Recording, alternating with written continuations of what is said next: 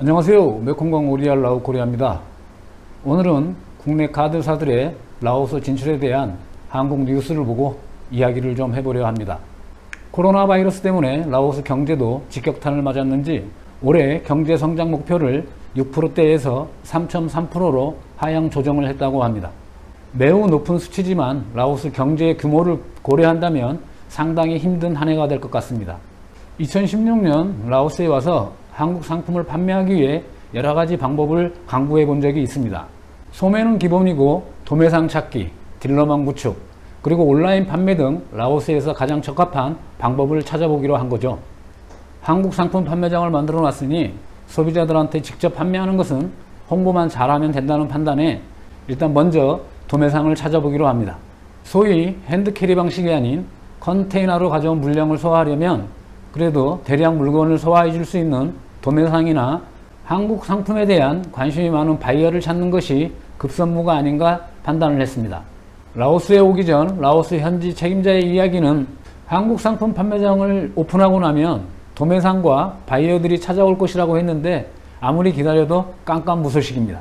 매장만 완성되면 그동안 한국 상품에 목말라 했던 라오스 도매상과 바이어들이 몰려올 것으로 생각을 하고 장밋빛 꿈을 갖고 라오스에 왔건만 아무리 기다려도 도매상은커녕 일반 소비자도 저희 매장을 찾지 않았습니다. 계속 시간은 흐르고 매장을 찾는 소비자나 도매상이 없다 보니 다양한 이야기가 나오기 시작합니다. 아무래도 아이템 선정을 잘못한 것 같아요. 한국 상품은 가격이 너무 비싸요. 이런 물건 말고 다른 물건을 가져왔어야 되는데 이상한 것만 가져왔네요.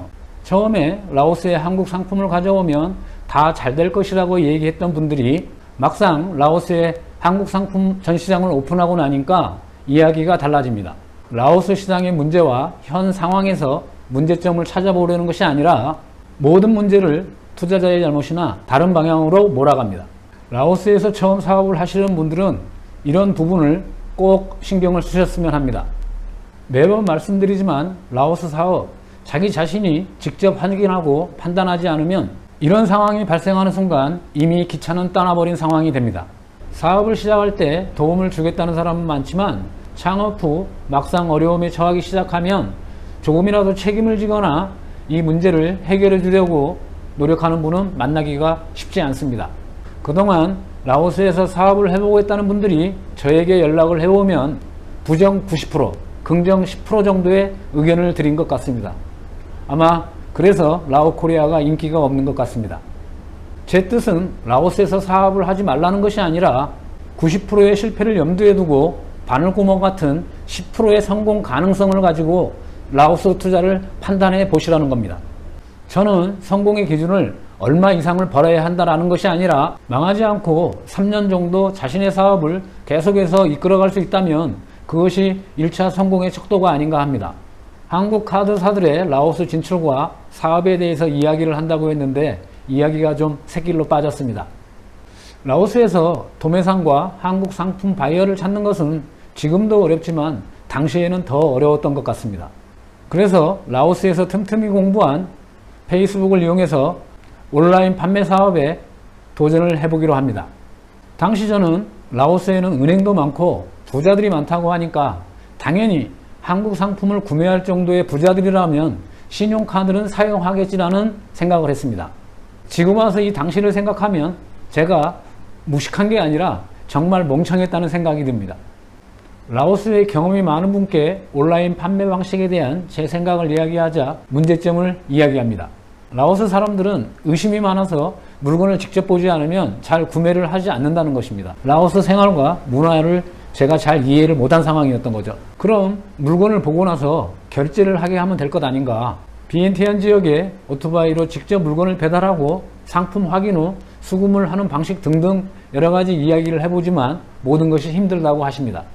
다시 정리해보면 라오스에는 한국 상품을 거래할 만한 도매상이나 바이어를 찾기가 힘들거나 없다.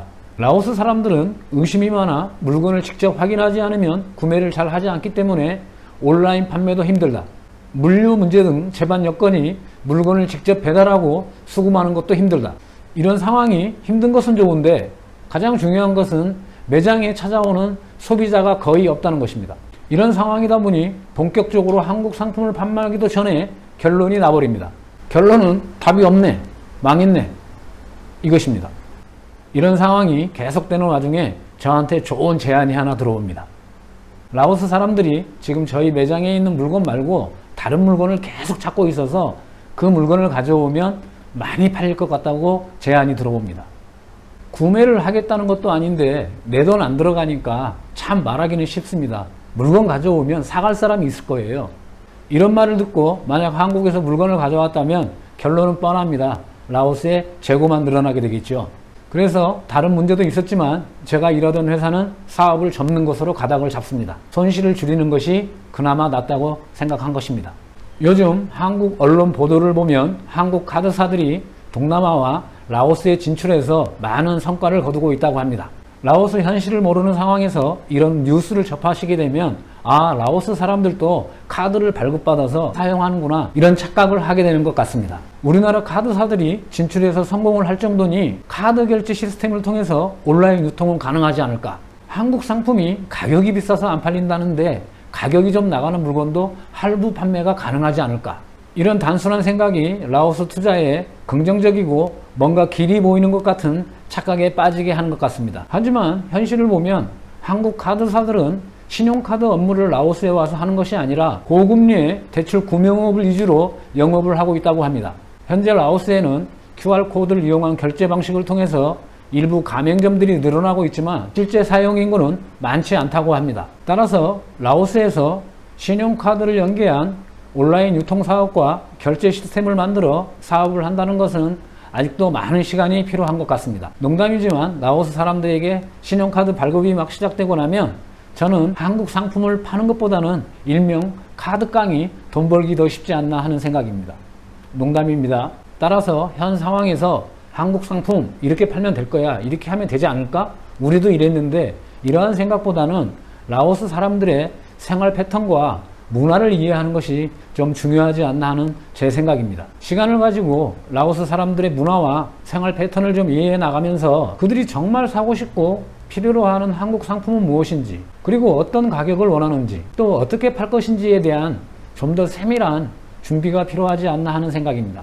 라오스 사업과 창업 아는 사람이 된다고 했는데, 아는 사람이 도와준다고 했는데, 내가 라오스에 가서 이 정도도 못 벌겠어라는 막연한 자신감을 가지고 그래 라오스에 가서 한번 살아보자, 이러한 판단은 섣불리 하지 않으셨으면 합니다. 코로나 바이러스 때문에 힘든 시기인 것 같습니다. 하지만 위기는 또 다른 기회를 만들어 준다고 하니까요, 라오스 한인 교민 카페에 자주 오셔서 많은 정보 서로 공유했으면 좋겠습니다.